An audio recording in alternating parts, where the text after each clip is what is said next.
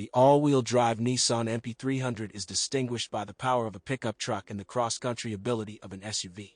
The car is well adapted to operation on the roads of Russia and has a reinforced body frame, an increased capacity battery, heated front seats and rear windows.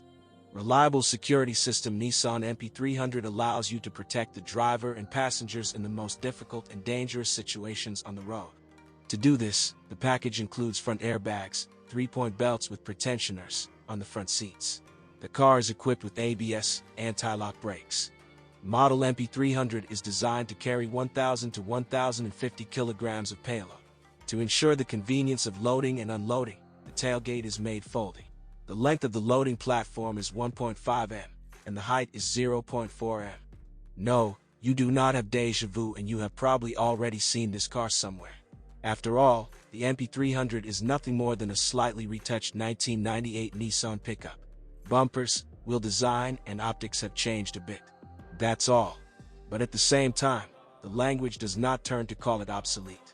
At first glance, it seems that it is somewhat smaller than its main competitors, Mazda BT50/ Ford Ranger and Mitsubishi L200. In fact, they are practically the same. The interior of the NP300 is much more reminiscent of the time of its origin. This is evidenced by the design of the front panel, and the materials from which they are made, and the controls. Welcome to the 90s. Here you have massive mechanical buttons and levers of the heating system.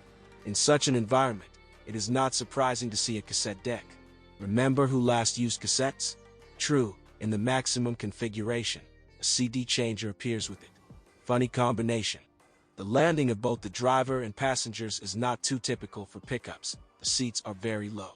So, being behind the wheel of the NP300, at first you can't get used to the idea that this is an SUV.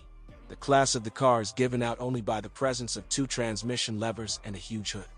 For rear riders, of course, there is not as much space as, say, in an ordinary passenger car of this size, but people of average height will hardly have to complain about the lack of space.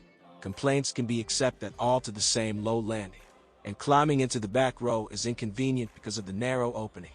The dimensions of the machine are about the same as those of competitors.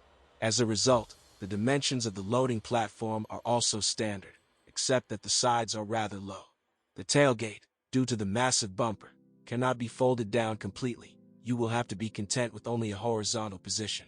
By the way, if you are puzzled by the protection of the body, that is, the purchase of an insert for the cargo compartment or a cover for it, then most likely you will have to wait. The line of accessories for this model is not yet available in full.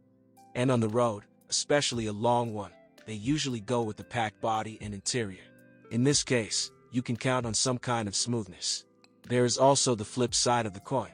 To the eyeballs, a loaded car sends with longitudinal buildup and strong rolls, but it does not feel road bumps at all, and speed bumps can be passed at speed.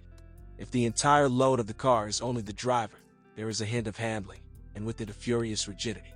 Nothing can be done. NP300, although small, is a truck, with a solid axle and springs in the rear suspension. But all this is not so terrible, and most of the cars in this class are not much different in habits from the NP300. You can't deceive physics, and therefore you have to sacrifice comfort in the name of carrying capacity. The technical characteristics of the NP300 are also close to the competition: 133 horsepower, with 2.5 liters of working volume. But there is one positive difference: there is no common rail system. And this is a huge plus for those who will operate their pickup in places with not the best fuel.